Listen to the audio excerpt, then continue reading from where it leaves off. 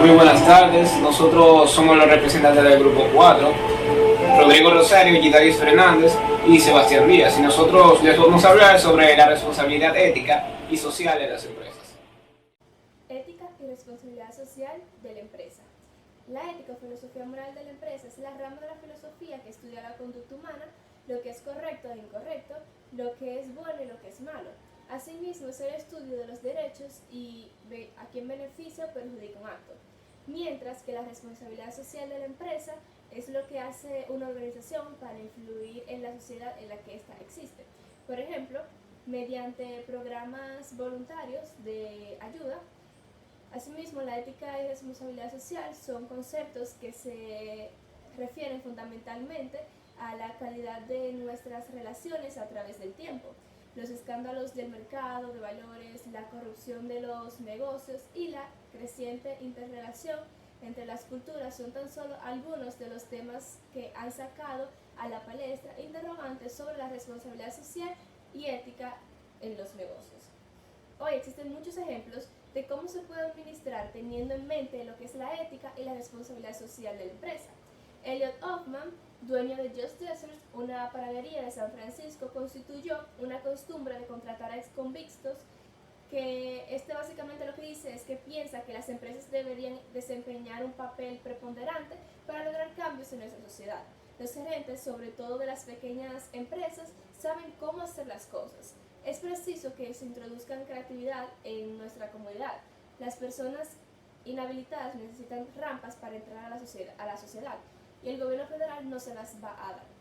Ante la existencia de tantos habitantes en la calle, Ben y Jerry respondieron también abriendo una heladería en Harley, empleando a aquellas personas que se encontraban necesitadas de un empleo y servían helados. Responsabilidad social, un concepto cambiante. Las grandes empresas siempre han sido blanco de críticas. Hacia principios del siglo, un grupo de periodistas llamado estercoleros iniciaron una cruzada y asombraron al país exponiendo las prácticas corruptas de los negocios, lo que desató una ola de reglamentos gubernamentales.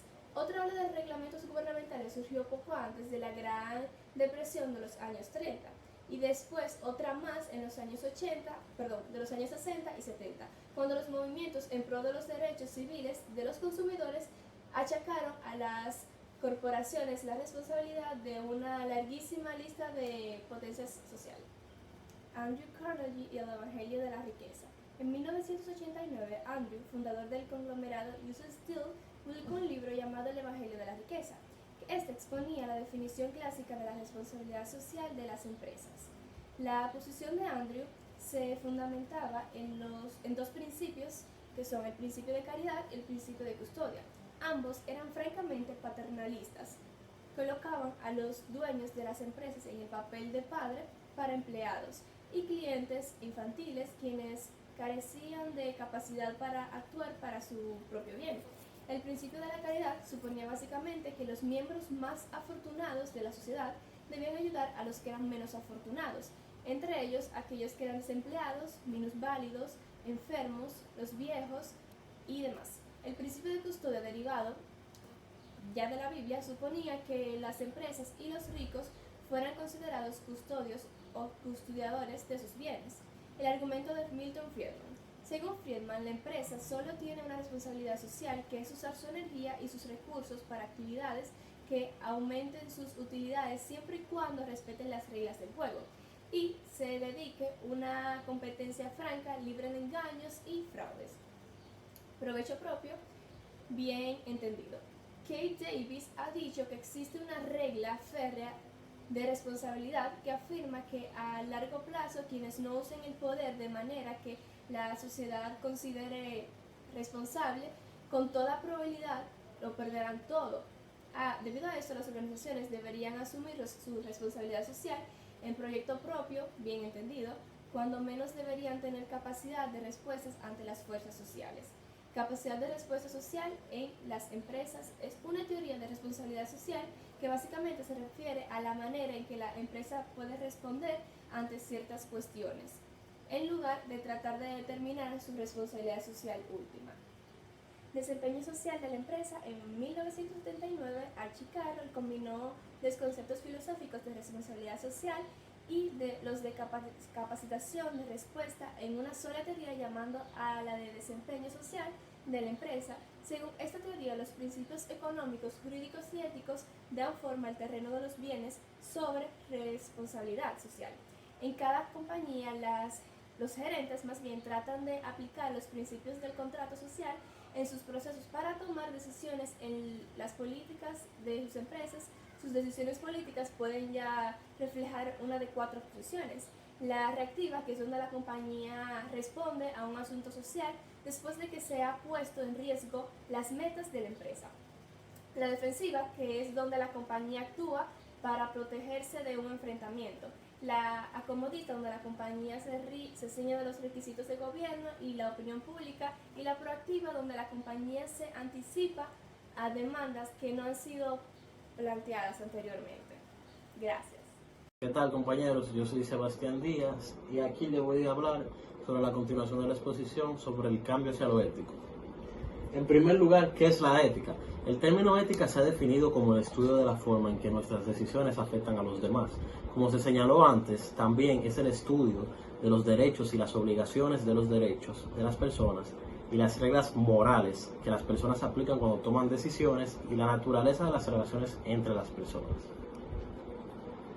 La ética tiene 4 niveles de planteamiento éticos en los negocios. El primer nivel mencionamos el nivel de la sociedad. En este nivel se plantean las interrogantes referentes a las instituciones básicas de una sociedad. Los asuntos del ámbito social suelen dar origen a un debate constante entre las grandes instituciones que compiten. Cada uno de nosotros, en su calidad de gerente o en lo personal, puede tratar de influir en el debate. El segundo nivel trata sobre el nivel de los grupos de interés. Prácticamente aquí incluimos lo que son los proveedores, los clientes, los accionistas y demás.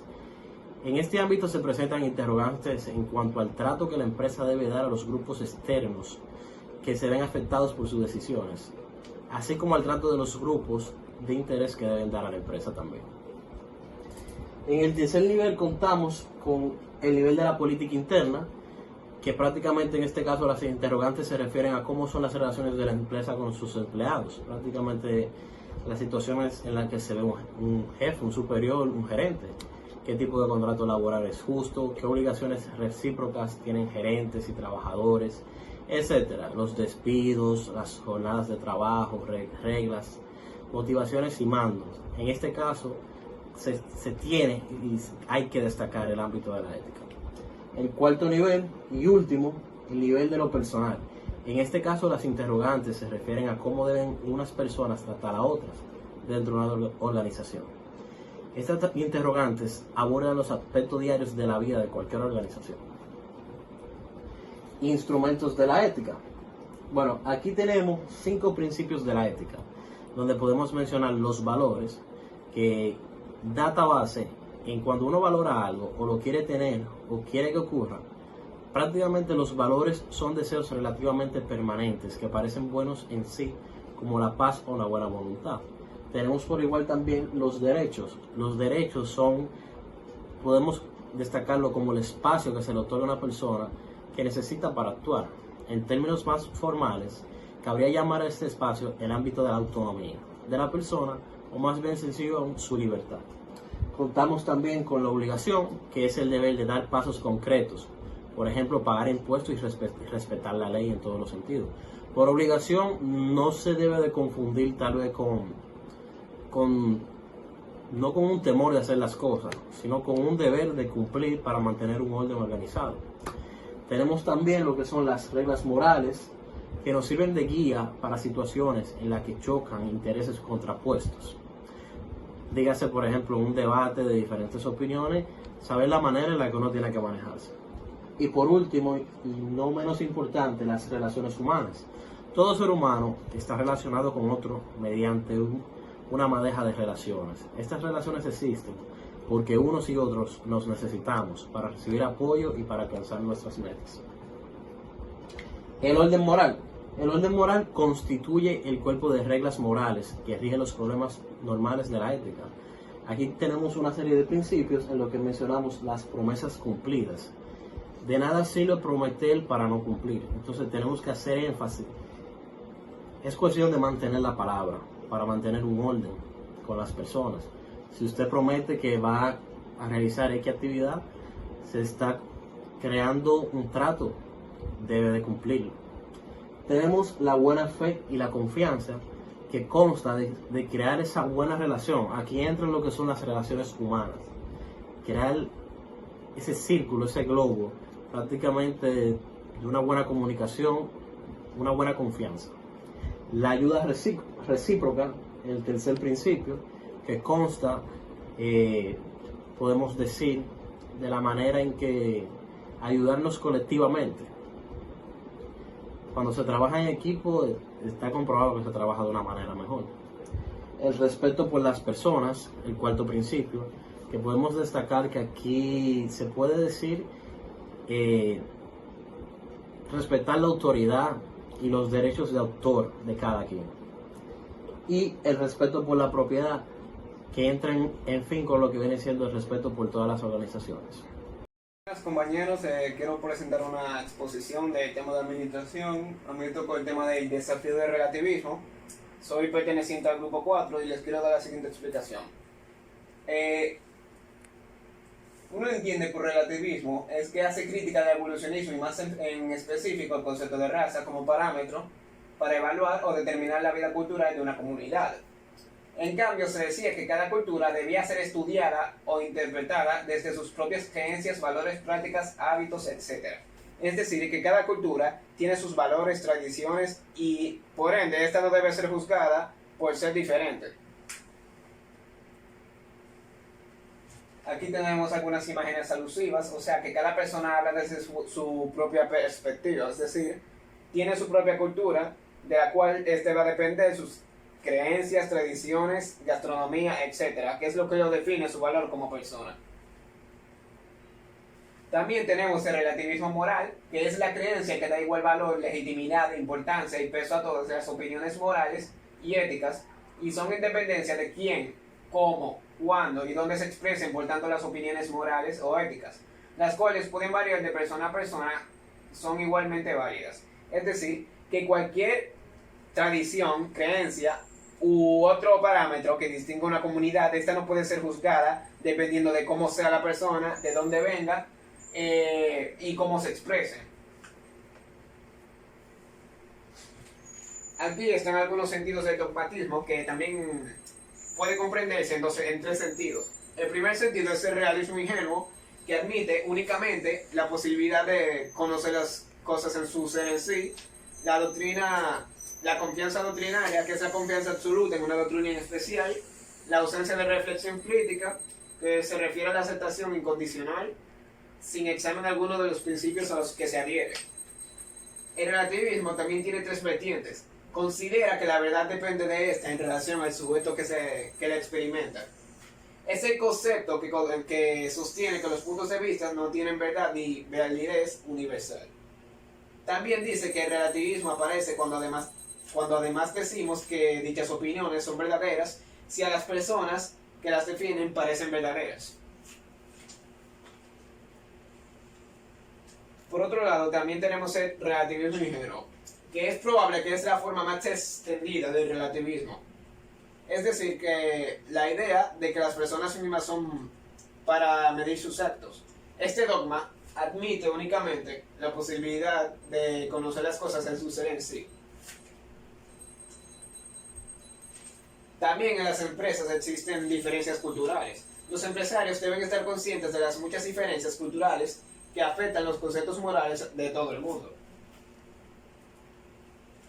Algunos factores determinantes de las diferencias culturales pueden ser su posición geográfica, las prácticas religiosas, las prácticas de trabajo y quizás otra de perspectiva para ver la realidad. Hay un caso famoso de Tom Chappell, que es un empresario de 77 años estadounidense, y su espíritu de un negocio.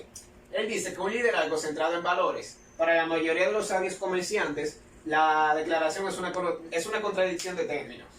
Los negocios no son trabajo social, le dirán. Son para hacer más dinero este trimestre que el anterior. Punto. La utilidad impera. Estoy seguro de que conoce todos los argumentos tan bien como yo. Eso lo dice Tom Chappell. Aquí hay algunas imágenes del empresario Tom Chappell, que como podemos ver, él es una persona empresaria, tiene un valor neto de 1.2 mil millones de dólares, y también tiene algunas frases que dice que nunca dejes a la competición definirte. En vez de eso, tú tienes que definirte a ti mismo basado en un punto de vista que te importe profundamente.